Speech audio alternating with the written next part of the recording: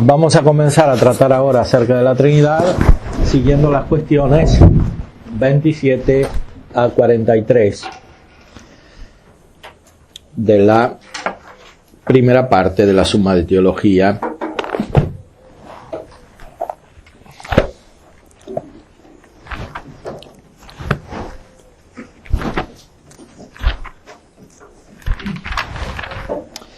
Estas cuestiones son muy técnicas y al mismo tiempo son muy tradicionales, por eso son más difíciles todavía, porque Santo Tomás no elabora su propia terminología, sino que recibe la terminología de la tradición, la terminología de las escuelas anteriores, la terminología de los contemporáneos.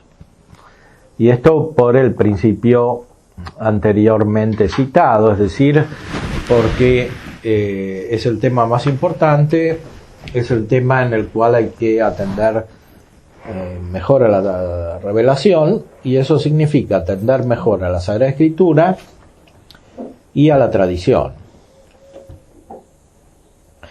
Y para Santo Tomás, sea la Sagrada Escritura, sea la tradición, no tienen un sentido principalmente exterior, sino principalmente interior. Es la gracia misma, el Nuevo Testamento, la ley nueva es la gracia del Espíritu Santo. Y por eso, y también la tradición es la gracia del Espíritu Santo. Por eso hay un principio hermenéutico presente para recibir la riqueza de la revelación, es decir, de la Escritura y de la tradición. Y el principio es lo que la Iglesia cree actualmente.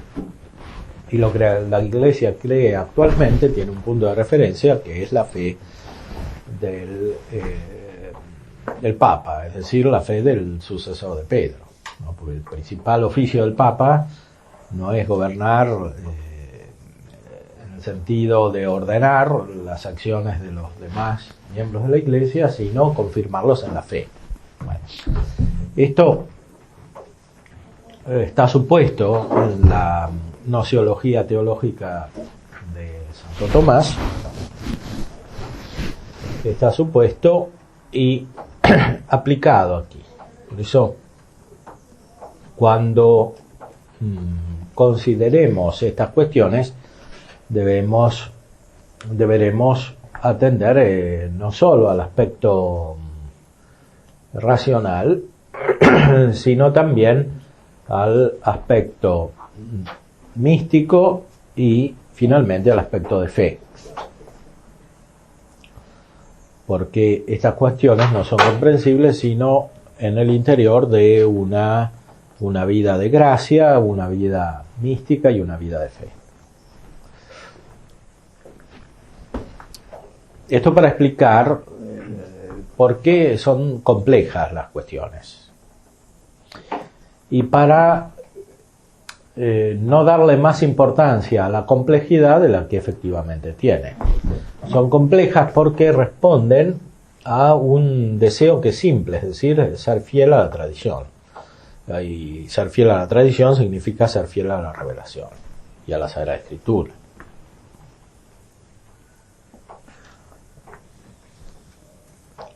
Por eso, si comparamos esta parte, por ejemplo, con el tratado acerca de las virtudes, o incluso con las cuestiones anteriores que se refieren a los atributos divinos, veremos que estas cuestiones son más complejas que las otras. Porque cuando la materia es principalmente filosófica o tiene un lado principalmente filosófico, Santo Tomás despliega su propia originalidad, su claridad mental, su orden, y la expresión resulta también más inteligible.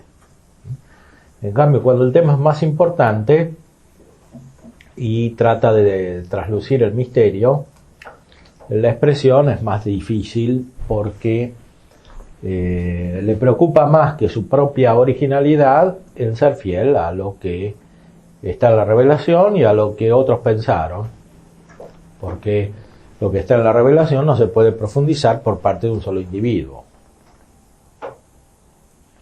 sino que es toda la Iglesia aquella que crece en el conocimiento de la revelación. como expresaba el título de una obra famosa de un teólogo español, Marín Solá, hay una evolución dogmática, ¿no? El título de la obra es La evolución homogénea del dogma católico. Es un libro famoso del principio del siglo XX, que está en la BAC, Biblioteca de Autores Cristianos. La evolución homogénea del dogma católico. O sea que en la Iglesia crece el conocimiento de las verdades de la fe, pero no cambiándolas, ¿no? Y ese crecimiento es un cierto perfeccionamiento que corresponde a la revelación, no en el sentido de que agregue algo a la revelación, sino en el sentido de que la explica, y esa explicación es parte del patrimonio de la Iglesia. Por eso Santo Tomás trata de no perder nada de lo que dijeron los anteriores. O sea, no solo lo que está en la Sagrada Escritura, sino lo que dijeron los padres e incluso los teólogos.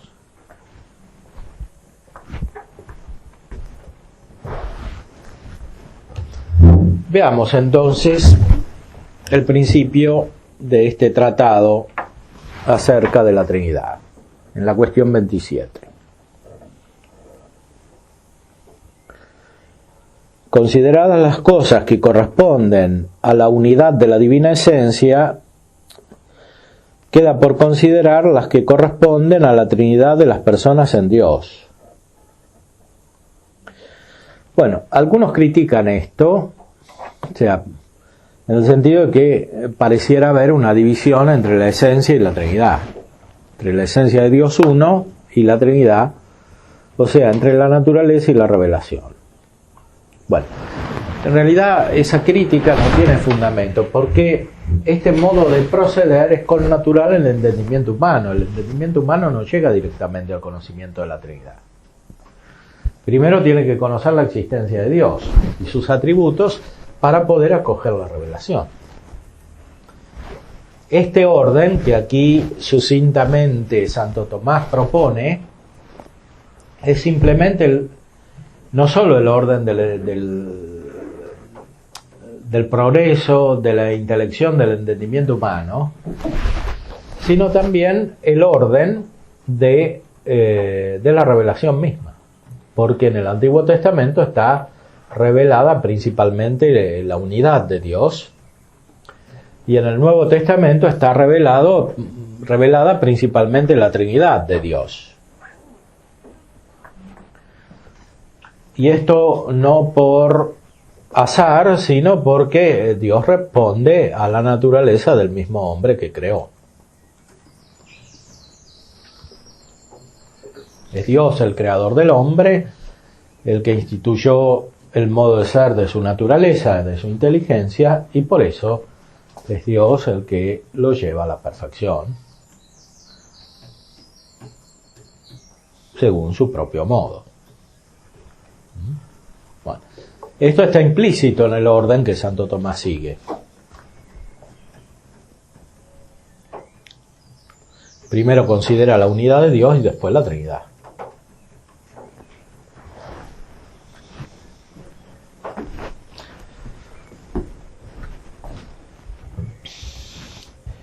Lo que antes que nada se estudia, tratando acerca de la Trinidad, es la procesión. En Dios hay procesiones.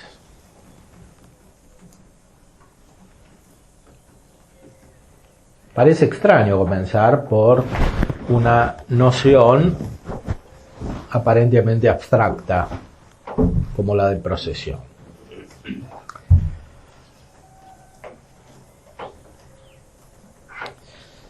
Aquí hay que explicar que Santo Tomás está suponiendo el conocimiento de la Sagrada Escritura. En la Edad Media primero se formaban en el conocimiento de la Sagrada Escritura y después en la teología, siguiendo los padres de la Iglesia, comentando, por ejemplo, las sentencias de Pedro Lombardo, que están tomadas de San Agustín y de los otros padres.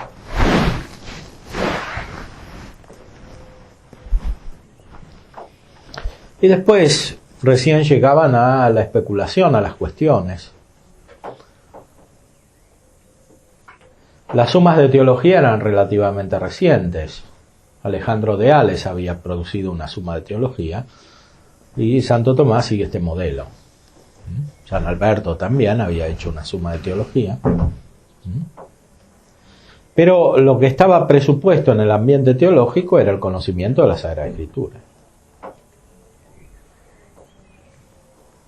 Todos se formaban conociendo la Sagrada Escritura. Entonces, suponiendo en la fe de la Iglesia, en la Sagrada Escritura, formulada y presentada con autoridad por los concilios de la tradición,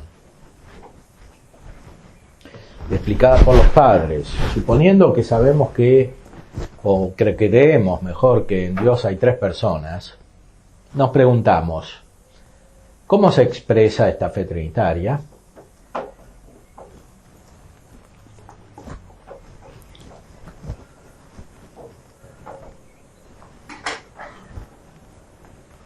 Se expresa con la ayuda de algunas nociones que siempre son humanas, porque es la revelación hecha para los hombres, pero que tienen un significado que excede lo humano, lo proporcionadamente humano.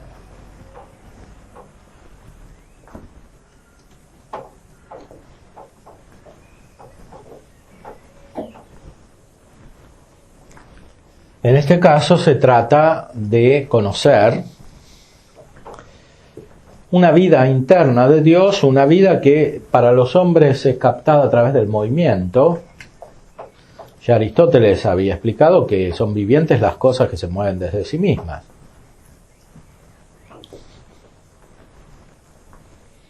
Nosotros conocemos la vida de algunas sustancias porque se mueven. Bueno, cuando decimos que en Dios hay vida, también hablamos de un cierto movimiento, que es lo que se quiere expresar con el nombre procesión. Proceder quiere decir caminar, ir paso a paso, avanzar.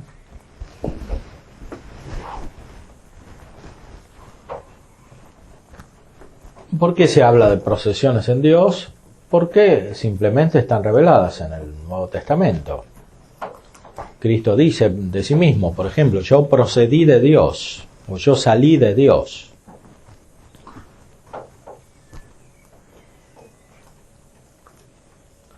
O se habla de enviar el Espíritu Santo. Son términos que significan un movimiento. Por supuesto, no se trata de un movimiento físico, sino de un movimiento metafísico. Ya Aristóteles, antes de la revelación del Nuevo Testamento, decía que el entender es un cierto movimiento. Un cierto movimiento, porque no es el movimiento físico que él había definido como el acto de lo que está en potencia en cuanto que está en potencia.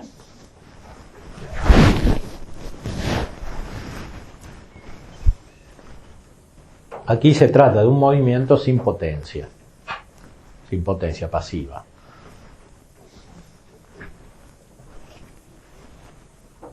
O sea, sin imperfección.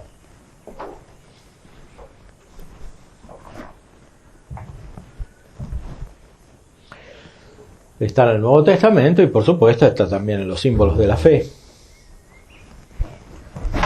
Creo en el Espíritu Santo que procede del Padre y del Hijo.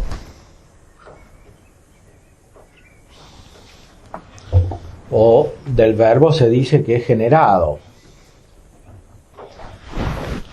Ser generado también implica un movimiento.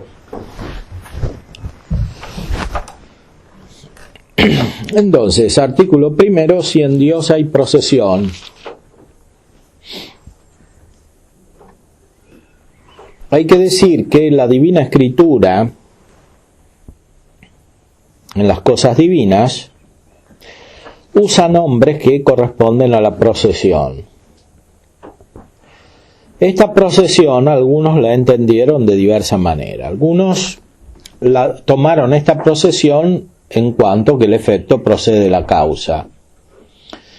Y así la consideró Arrio, diciendo que el Hijo procede del Padre como primera criatura suya. y el Espíritu Santo procede del Padre y del Hijo como criatura de ambos.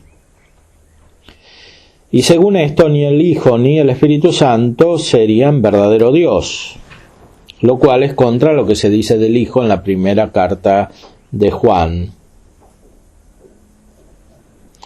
para que seamos en el verdadero Hijo suyo, es decir, el verdadero Dios. Y así del Espíritu Santo se dice en la primera carta a los Corintios 6, ¿no sabéis que sois miembros, que vuestros miembros son templo del Espíritu Santo? Ahora el templo lo tiene solo Dios.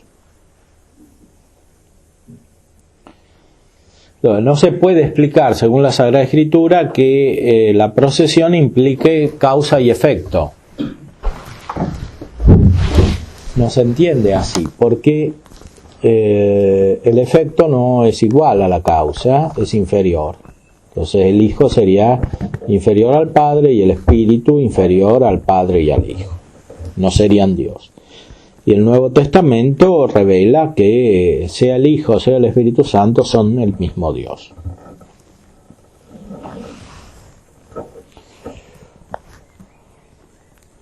Algunos tomaron esta procesión en cuanto que la causa se dice que procede hacia el efecto, porque lo mueve, y porque imprime su semejanza en él. Y así lo tomó Sabelio diciendo que el mismo Dios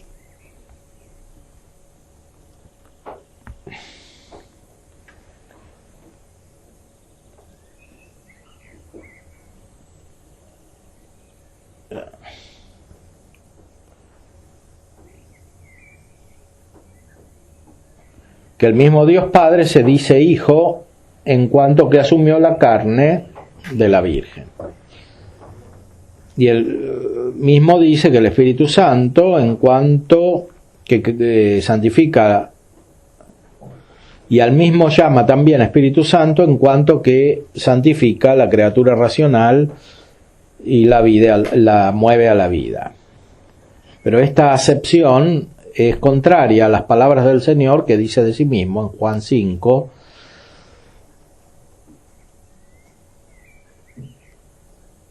que el Hijo no puede hacer algo por sí mismo, y muchas otras cosas que muestran que Él no es el mismo Padre, porque no es el mismo Padre el que es Hijo.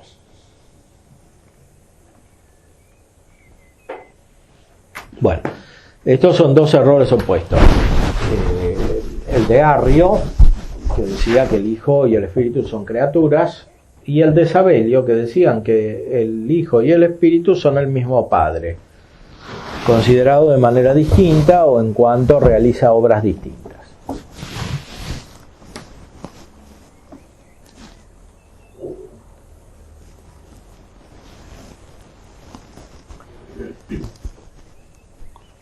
Después se expresa la raíz de estos errores. Si alguien considera diligentemente, cada uno de estos tomó la procesión en cuanto que se dirige hacia algo externo. Y por eso ninguno puso la procesión en el mismo Dios, sino que, dado que la procesión sea según alguna acción,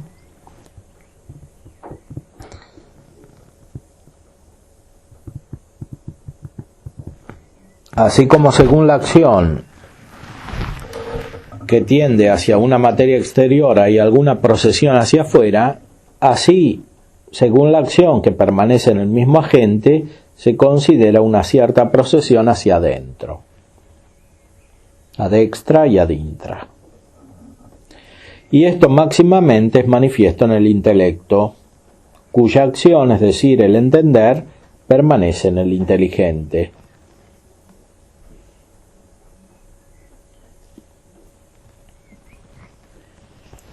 O sea, las dos herejías citadas, la de Arrio y la de Sabelio, tienen su origen en una deficiencia de concepción. O sea, entienden la procesión solamente como un movimiento hacia afuera, como una transformación externa de la realidad. No tuvieron suficiente fineza mental como para captar que hay una procesión interna al intelecto.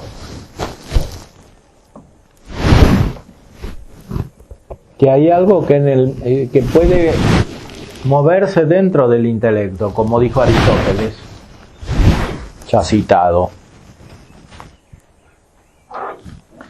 Procesión ad intra significa un movimiento que no tiene un resultado externo, que permanece dentro del que lo produce. Y esto, en primer lugar, se ve en la inteligencia.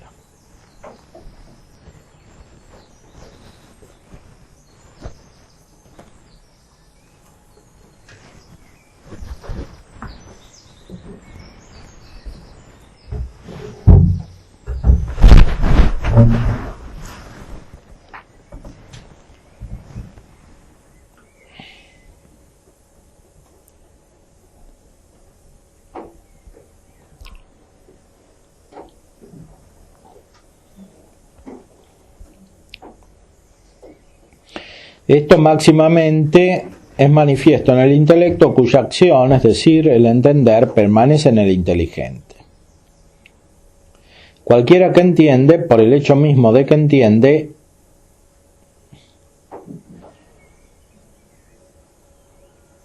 procede algo dentro de sí mismo, que es la concepción de la cosa entendida, que proviene de la facultad intelectiva y que procede de su noticia, la cual concepción la significa la voz y se llama verbo del corazón.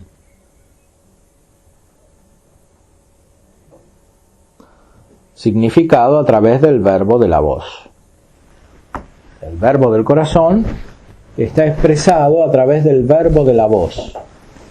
Cuando alguien entiende, hace proceder dentro de sí un concepto.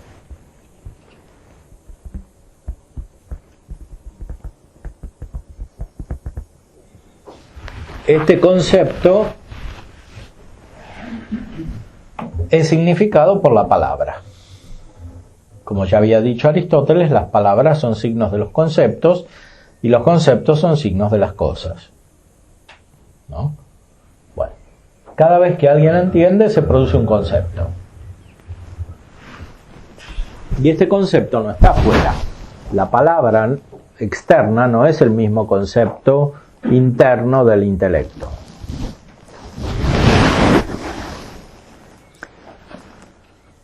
Dado que Dios está por encima de todas las cosas, lo que se dice en Dios no hay que entenderlo según el modo de las criaturas ínfimas, que son los cuerpos, sino según la semejanza de las criaturas supremas, que son las sustancias intelectuales.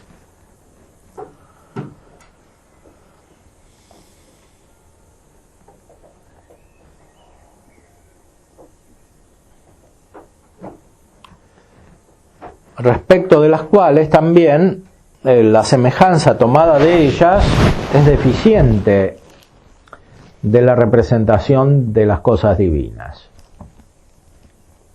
pues lejana de la representación de las cosas divinas. Por eso no hay que considerar la procesión según lo que sucede en los cuerpos o según el movimiento local, sino por la acción de alguna causa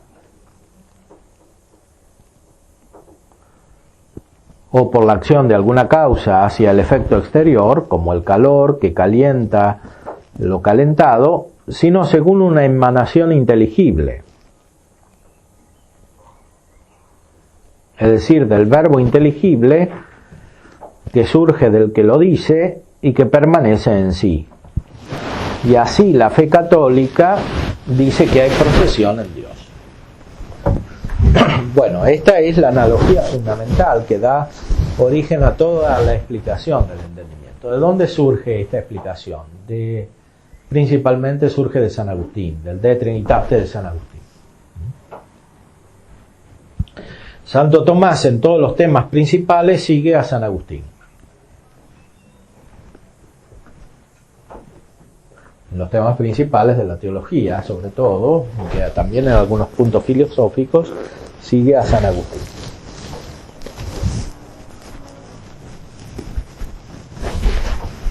Aquí sigue la llamada vía psicológica de San Agustín. Psicológica no en el sentido moderno, sino en el sentido del estudio del alma. Filosófico.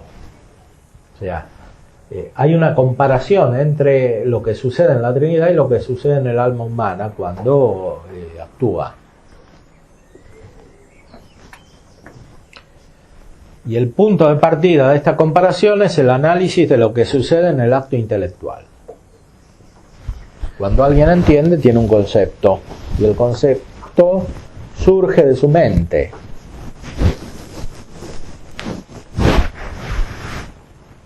Ese concepto es distinto de la mente, pero permanece en la mente. Es algo de la mente misma. De esta manera se entiende la procesión en Dios. Y especialmente la primera procesión, que es la del Verbo. Es la procesión del concepto de Dios. El Verbo es palabra o concepto de Dios.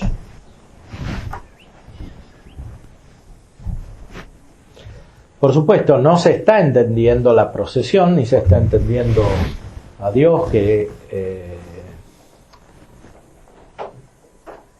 la produce, ni se está entendiendo el verbo que resulta de esta producción, no en el sentido causal, por supuesto, sino de esto que después llamaremos generación. No se lo está entendiendo. Lo que se está haciendo aquí es simplemente expresar de una manera más precisa y más inteligible para nosotros lo que expresa la revelación. La fe procede a través de enunciados, porque esto es connatural a la mente humana. Y hay enunciados que se refieren a la vida interna de Dios, a la vida de la Santísima Trinidad.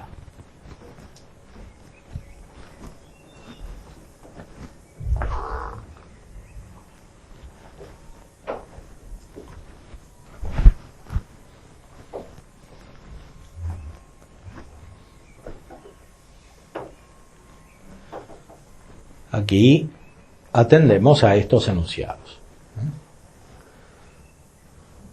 Los profundizamos, los precisamos, los explicamos. Con ayuda de nociones filosóficas, especialmente de nociones metafísicas, que son las más cercanas a la expresión de realidades que son inmateriales. Aunque la teología trinitaria no es metafísica, se expresa con la ayuda de la metafísica. Y la misma metafísica utiliza símbolos porque la mente humana no conoce sin los sentidos, no conoce sin las imágenes.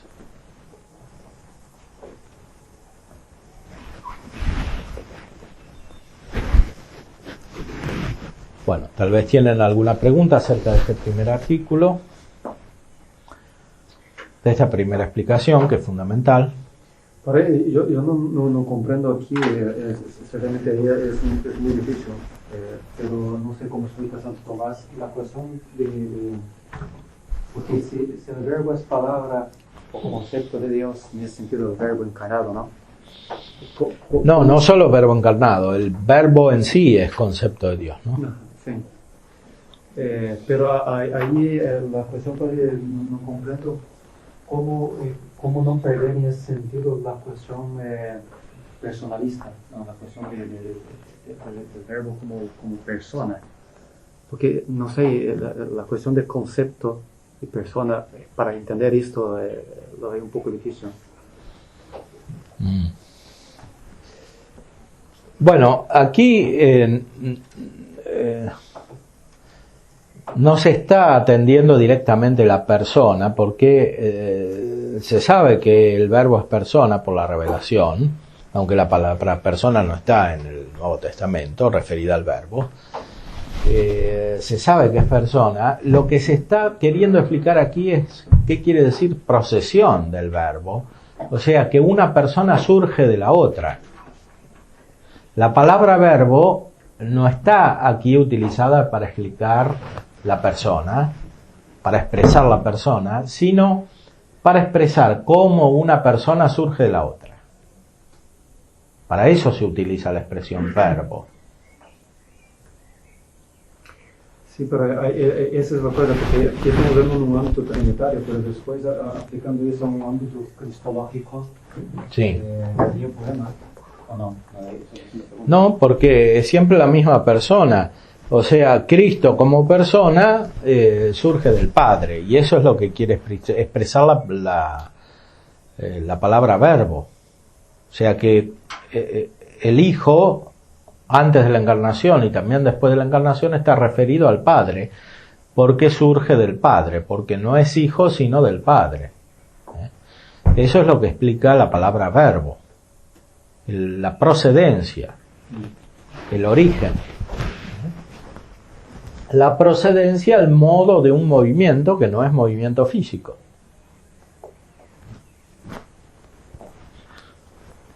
¿Esto qué quiere decir? No que estemos entendiendo la esencia de Dios, ni que estemos entendiendo ese movimiento en Dios, sino que lo que hay en Dios se refleja en las realidades creadas, de manera tal que nosotros accedemos a Dios con la ayuda de estas realidades creadas. Por ejemplo, la de el verbo, o por ejemplo la del movimiento. Estas realidades creadas sirven para expresar lo que hay en Dios, supuesta la fe, naturalmente. Sí, pero no es lo único, como dice, también está la cuestión de la vida de la gracia. El hombre puede ser transportado por el Espíritu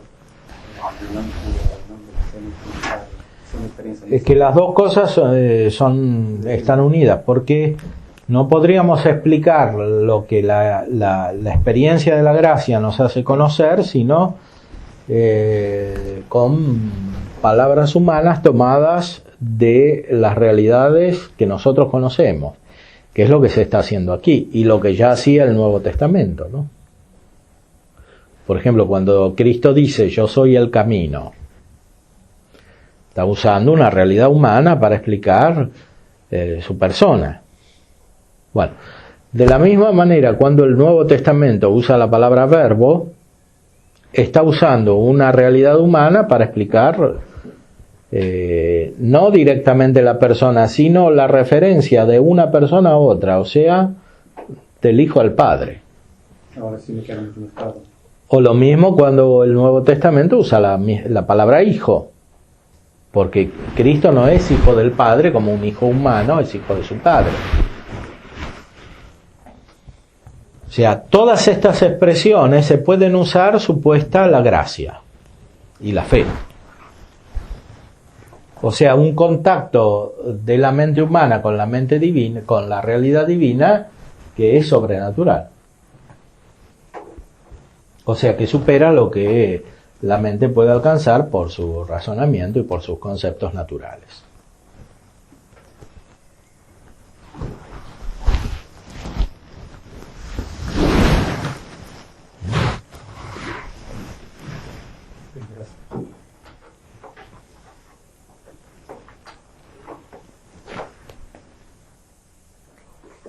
La palabra verbo tiene un sentido relativo.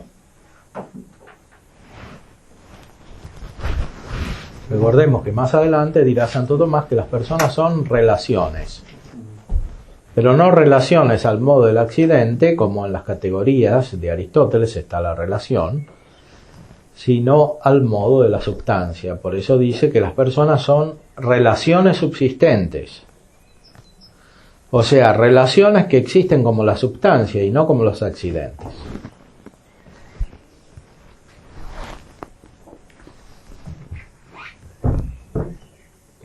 De nuevo, aquí la noción de sustancia y la noción de accidente las usamos en la teología trinitaria, tomadas de las criaturas, pero aplicadas a una realidad que supera a las criaturas.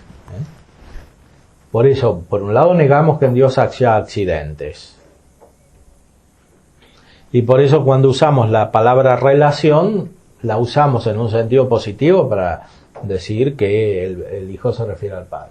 Pero también en un sentido negativo, para decir que tenemos que explicar que en Dios no hay relación como accidente. Y por eso se dice relación subsistente. La relación subsistente implica una negación. O sea, relación que existe como sustancia, pero no como accidente. Pero a su vez la palabra substancia no se aplica a Dios de la misma manera en que nosotros la conocemos. Por eso dice San Agustín en el De Trinitate que Dios se llama substancia abusivamente. Y en ese caso, ¿cómo sería la gracia, Padre? Porque la gracia también... Es que la gracia nos hace hacer afirmaciones y nos hace hacer negaciones. O sea, la gracia, por un lado, conecta la realidad creada con la divina. Entonces, conecta la realidad del verbo, por ejemplo, del verbo mental, con la realidad de Dios. O sea, nos hace captar la conexión. Pero por otro lado, nos hace negar que la realidad de Dios sea como la realidad creada. Aquí en la teología trinitaria permanecen la vía de la afirmación y la vía de la negación. Por eso en la lección anterior hemos estudiado especialmente estos aspectos. O sea, estas no se aplican solamente al conocimiento de la unidad de Dios, que es el tema precedente, sino también al conocimiento de la Trinidad. O sea, estas vías están profundizadas, no anuladas.